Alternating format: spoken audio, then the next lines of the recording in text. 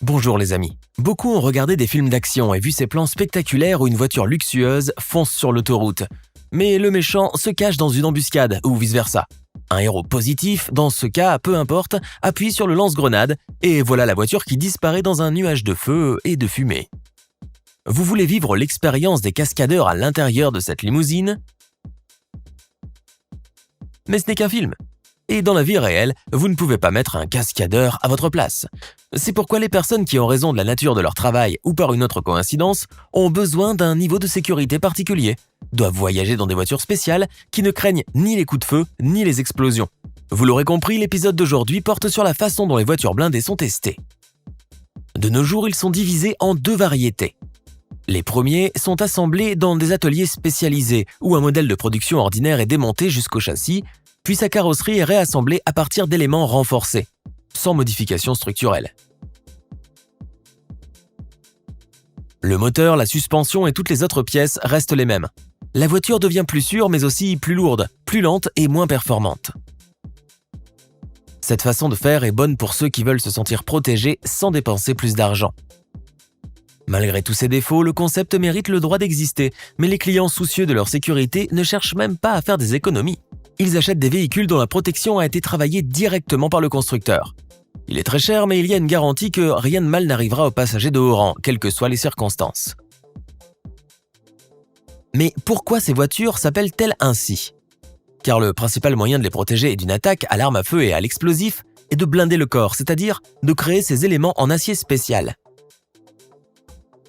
Bien que ces derniers temps, pour augmenter le niveau de sécurité des passagers VIP, d'autres matériaux soient utilisés, les alliages plus récents, divers plastiques et composites, et même des textiles spéciaux, mais l'acier blindé constitue toujours la base de la protection des voitures particulières.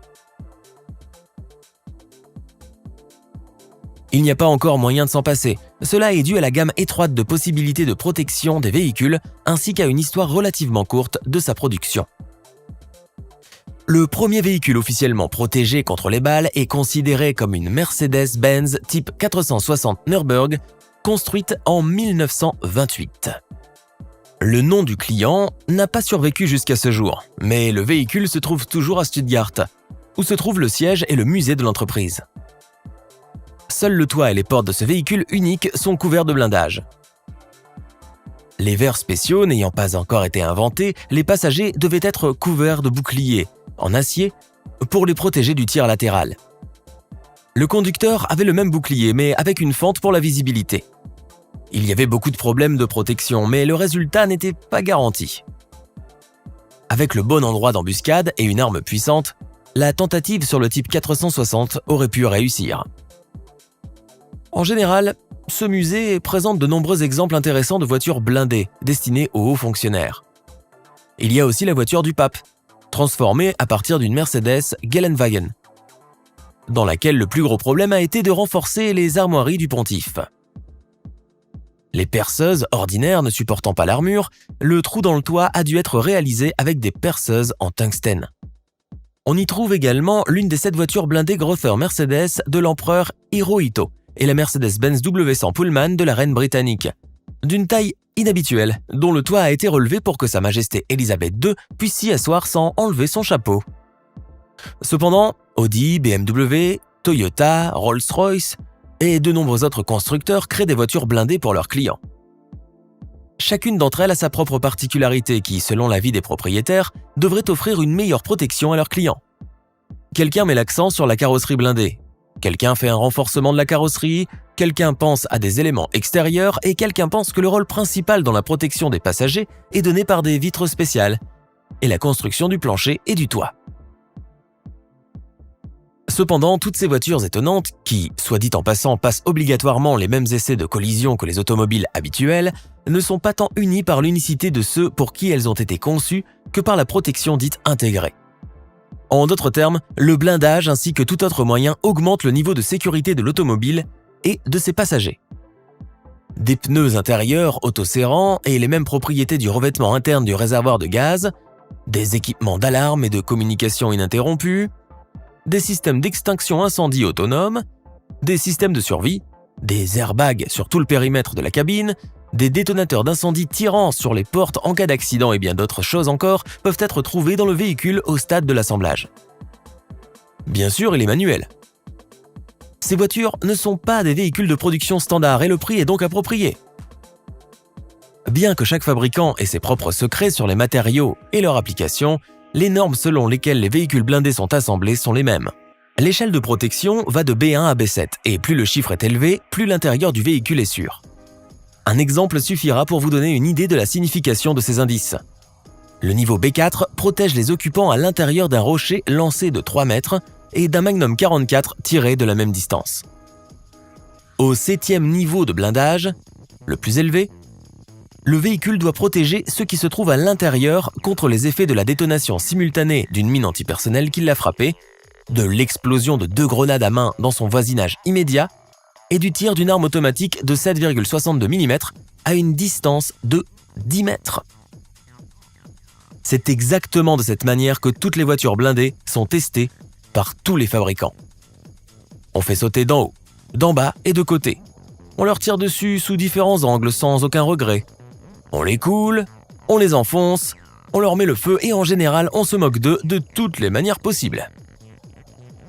Ensuite, les conséquences de toutes ces barbaries sont examinées de près.